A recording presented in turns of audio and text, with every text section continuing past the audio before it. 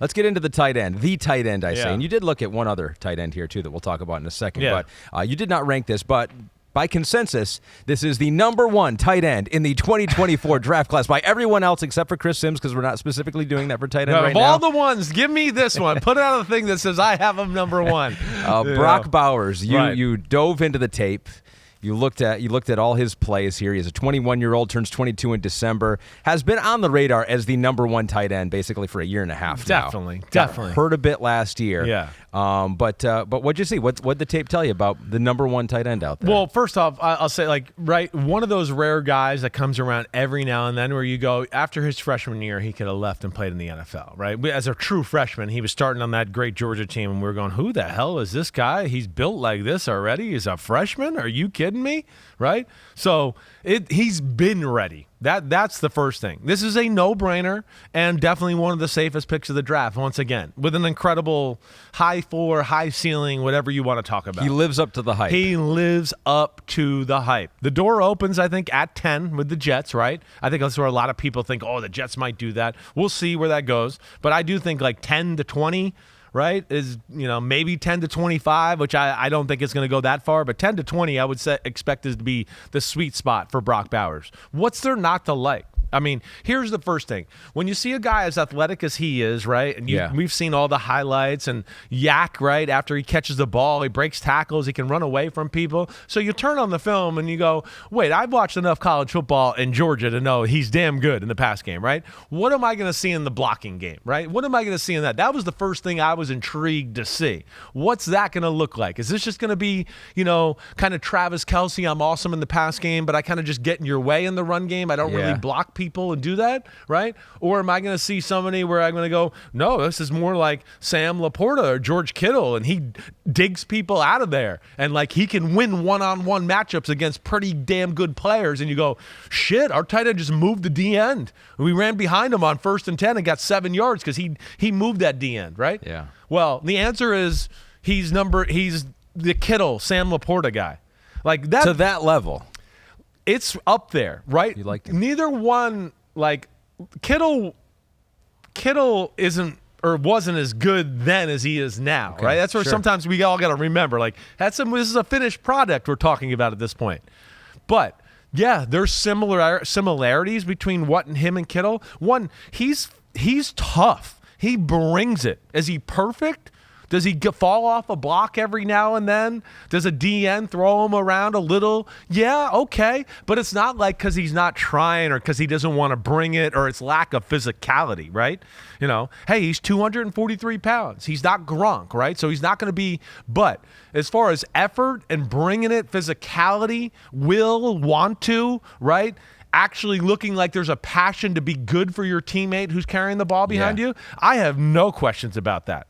In fact, I found it to be very good from what you see from college people on a year-in, year-out basis, right? So that's where I really liked it. Yeah. And he's good in all areas of blocking. Not only have you watched an Auburn game or, the Alabama game. Alabama, it seemed like, so that was the one game I looked at. Because he's not totally 100% in that game, right? And that's where I was going to go with that. Yeah. He's not totally 100%, came back from the injury specifically just for that game. It wasn't that kinda. he didn't want to block. He had a hard time in that game. He had a hard time. He couldn't put pressure on that foot, right? It's kind of the game I disregarded a little bit because I was just a little bit this is not him. This isn't the guy I saw early in the year. I know what he looked like. You know what's so funny about that is that you can't watch it all, right? You can't watch all the plays. And so I'm sure everyone evaluating watches some games, snippet games, and especially the big games, SEC championship games. And so that was one of the games where I looked at with his run blocking, and I came away being like, how good of a run blocker is there without the context of the injury and that being the toughest competition and that he faced some of the all best year, too. professional defense ends you're going to see, right? Yeah. I mean, they literally have 3 of them on the team. So it wasn't like he was blocking some schleps up there, right? It was no, these are all going to play in the NFL. They're all. It's not like we're ooh, I don't know how good that guy is, right? It's no,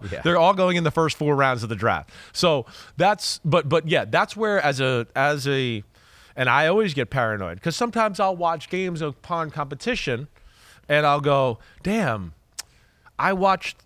It's game 8 and game 9 this season, right? And I go, damn, I got to go back and watch one early. And I tried my best to go, wait, I'm going to watch one game from the first 3 games, one game from the middle games, and then one game at the end of the year, so I don't fall into that. Because I've been burned by that in the past. I watch the end of the year and go, oh, I didn't realize the guy was playing with a high ankle sprain the whole last part of the season. No wonder he couldn't ever, cut that way or do everything, right? But I think that's probably part of the problem with that film right there, right? But the blocking, like I said, I came away. It was the first thing I was all over. The body I love, okay? Yep.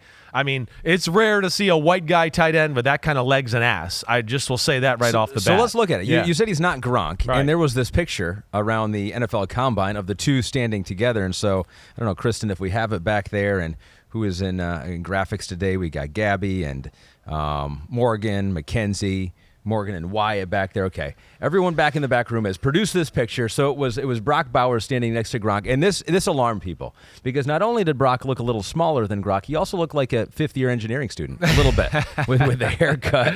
Yeah, he's not doing himself any favors with his T-shirt, the shorts, or anything there either. He's not. The shoes. It just was not the coolest look we've ever seen. No, exactly not. But Pete, am I clear in understanding that there is another picture of the two of them? So his mom.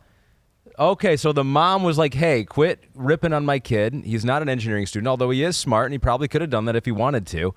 He can stack up to Gronk. He's not as tall. I mean, the measurables are this. He is in the 12th percentile for weight. He is in the 23rd percentile among tight ends for height. And, Georgia did use him almost like a slot receiver at times, like quick slot, screens. H-back, right? Yeah, a little bit of all of it. Yeah. So he's not the biggest tight end that's out there. You're not going to draft him to be just a sledgehammer. Like, here's the first thing, right? The first picture, right? Gronk is standing 2 feet in front of him, so he's going to look a little bigger. The second thing is, again, I don't think the public realizes how big Rob Gronkowski is. I don't think they realize it. We're talking like 6'7", 270 watching what he eats 270 right. This is a out of this world looking tight end for tight ends in the NFL, right? He's a unicorn amongst unicorns. You put him with Tony Gonzalez and Shannon Sharp and you still go, holy shit, how fucking big is Gronk, right? So that's where, don't let that stuff influence. Now, he's not that guy, right? He's bigger than George Kittle. He's bigger than George Kittle was coming out in the draft, right? And I see that same sort of fight and fearlessness in him in the run blocking department. And then you get into the pass game and you go, well, holy crap, is he awesome? I mean, he's awesome. First off, you said it, slot receiver, right? His ability to run routes in the slot is as good as some of the slot receivers that we talked about in the draft at wide receiver. His quickness, his ability to come up and, right, I'm going to run an option route, right, where, okay, now I'm coming up 5 yards and I got to break in or out according to the coverage, or maybe I'm breaking in, but I got to make it seem like I might break out. His ability to attack, then break down and shake, and then making a precise, exact, explosive cut is up there with some of the best slot receivers in this draft, right? It's phenomenal. So you look at that and go, wow, now you got a big slot right there, let alone when he catches the ball or if he is covered, he's got a big body. He's fearless over the middle. He's fearless. He is so aware and the game is so slowed down. He is like, catch the ball, see the people, cover up. Okay, I might take a big hit. Whoop-de-doo. I'm going to deal with it. Right? He is not afraid of the physical nature of the game in any shape, way, or form, let alone we talk about the route running, the hands being phenomenal, the adjustments to the ball being really damn good, and then we haven't even got into the yak part of it yet, which is really special for a tight end. You don't see tight ends have the yak extraordinaire type plays that you see from Brock Bowers really the last 3 years, right? It's pretty incredible. The epitome, if you want to watch a highlight of him, the epitome of that is late in the game, fourth quarter, I think it was a tie game versus Auburn. He makes a one-handed catch. Down the middle. Starts breaking tackles and then breaks away for the touchdown. That kind of is exactly right. That epitomizes him because it kind of shows you everything. Yeah. He's got great natural hands. He has the hands we talk about too, where he rips the ball out of the air, right? He's not like, ooh, let me catch it first and then figure out how to run. He's like, wait, I'm open. I hope this ball is somewhere where I can, because I see space. I need to rip it because I need to go. Breaking arm tackles, lowering his shoulder, running over people, right? Getting hit and driving for an extra 4 or 5 yards with wait, I squared this guy up, and now I'm going to lower my shoulder and run him over, and he's hanging on my feet, and I still got another guy climbing on my back, and I get 6 or 7 more yards. I mean, he does all that stuff. Let alone he can, like, stick his foot in the ground and make people miss in space, or he can just go, wait, I got the edge on this guy. I'm going to turn it on and turn the corner and go up the sidelines. So that to me is like rare stuff. And that's where I say, like, if Brock Bowers is a bigger human being, he's definitely a top 10 pick, right? Definite. Probably top 6 or 7. But because of the things you talked about with the percentile and the octagon or decagon, whatever the hell it was, that'll make him go down a little bit. But still, safest, one of the best players in the draft, 10 through 20, no doubt about it. With the type of player that I would not be shocked if somebody made a move for. I think that's that, like somebody who's like, well, my team's pretty good. I could really use this piece. Because he's the one guy. He's the one guy. He's the one guy this year at this position there is, it's such a drastic drop-off that if you were looking for a difference-making tight end, this is the only guy there. So he missed the last 4 games with that ankle injury, had tightrope surgery to return at the end of the year, did not work out at the combine, and Georgia Pro Day is today, so we're going to learn a little bit more about his physical acumen. He was a rushing threat, too, ran for almost 200 yards and 5 touchdowns, so he really did. He's a weapon, man. He did almost do it all. So you mentioned, projected top 10 pick. PFF calls him one of the most well-rounded tight end prospects to ever enter. I would agree. The NFL. I would agree. Again, I think people are underestimating how good his blocking is. If you watch the last few years, and I know that Alabama game, I think that's what a lot of people have done. They went to Alabama and they went, I think he could be more in blocking. And I want to go turn on early in the year. Yeah. I mean, he's a dog. I mean, he is ready to mix it up with people. And I'm not saying it's perfect, but the effort and like the tenacity is all there. So Lee Eisen, homie, tweets into us, my Jets need O-line help and receiver help. Would drafting Brock Bowers help fix both problems or neither problem? I know. Yeah. So, I mean, that will be the question for the Jets because clearly they have a need on the offensive line. But Brock Bowers could help that and give you some additional pass-catching ability.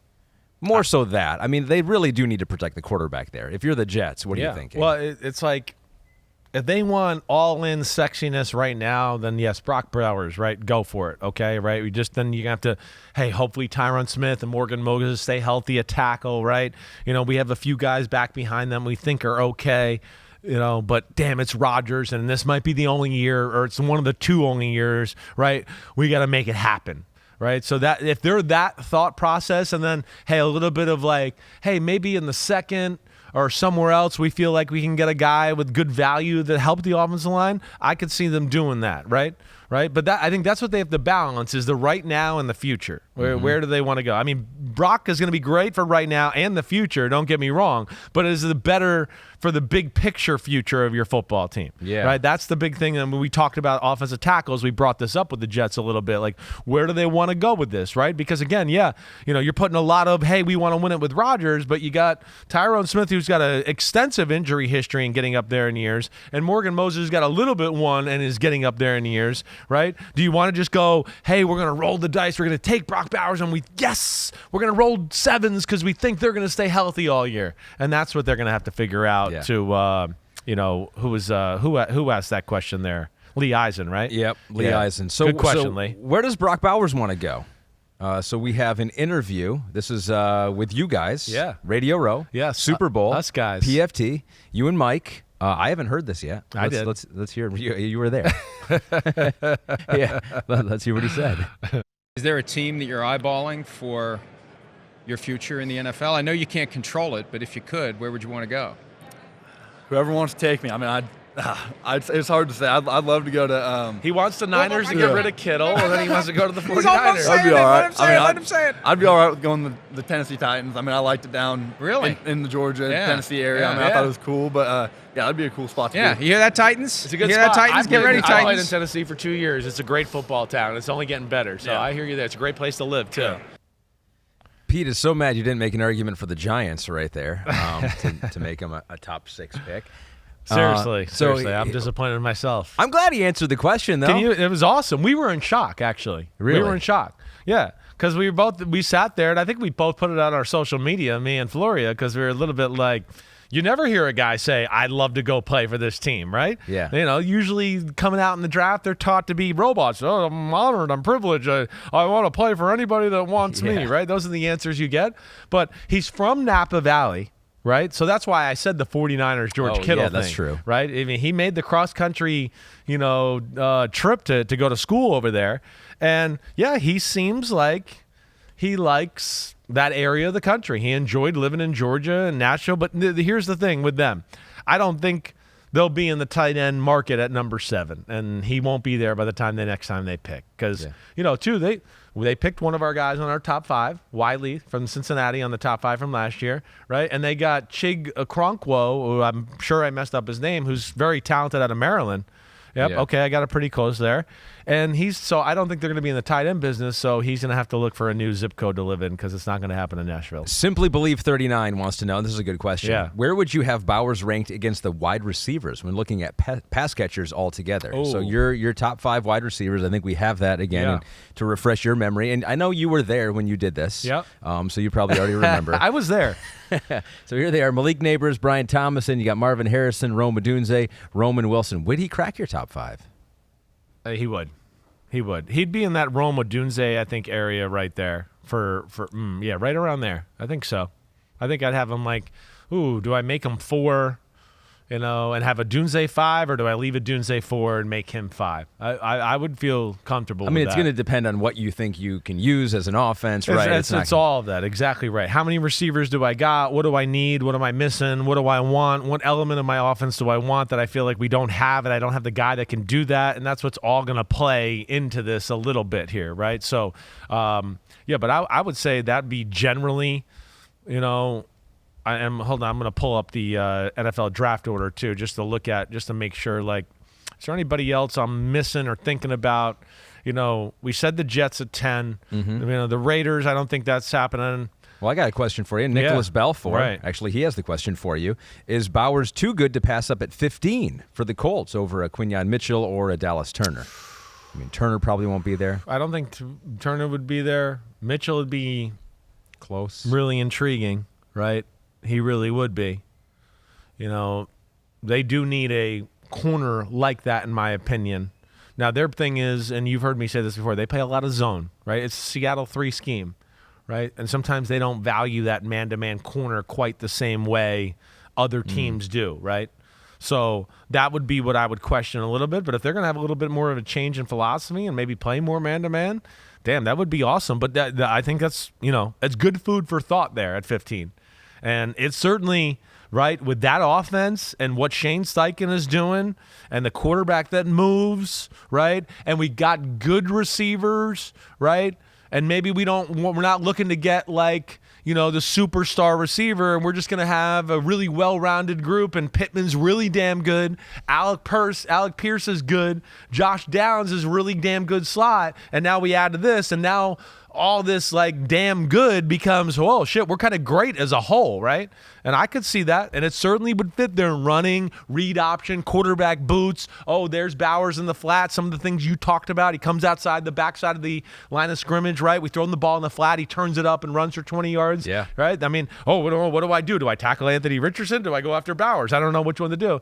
He would certainly fit what they want to do and how they play there. All right, there it is. 15 to the Colts. It's a good question, though. 15 to the Colts. Anything else else you want to say? Add about him here? No, I think that's about it. Yeah, he lives up to the bill. I was curious about that. I was curious because we've been here. I'm always wary when we've been hearing about a guy for this long. I know that the hype becomes bigger than the play or the film. Right. But he lived up to the hype. He lived up to the hype. I had no doubt he was going to live up to the hype in the passing game. Like I said, I had seen enough in college football to go, wait, that's real. I know that's real. I know that player he's playing against, and he's in the NFL last year. Right? And you're like, what? I saw him do that to that guy. The thing you needed to see was the blocking, and I came away really impressed with the blocking. And I think that's why, again, if it was just the pass catcher, I think you'd see him more in Dalton Kincaidville like last year. Oh, he'll go somewhere in the mid-20s or do that, right? Because people questioned that with Kincaid. That was this one. There's no question. There's plenty of film to go, hey, he'll bring it, and that's where you love him.